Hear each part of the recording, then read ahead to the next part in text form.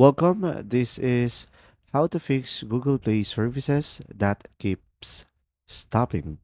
So, guys, if this ever happened to you, what you could try to do is just simply go ahead and go through the settings into your device.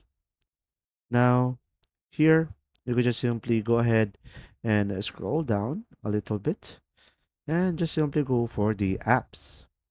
So, here on the apps, guys, you could just simply go ahead and use the search icon on the top right corner and search for Google Play Services. You should be able to see it over here and just simply tap on it. Now, from here, you will have the three dots on the top right corner and you could just simply select uninstall updates. And after that, this should fix the issue.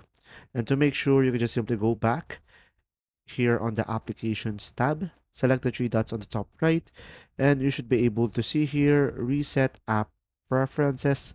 And from here, it will reset everything and select reset. And from there, you should be able to fix your Google Play services. Just restart your phone and it will automatically update. There you go. If you found this video helpful, please like and subscribe. And thanks for watching.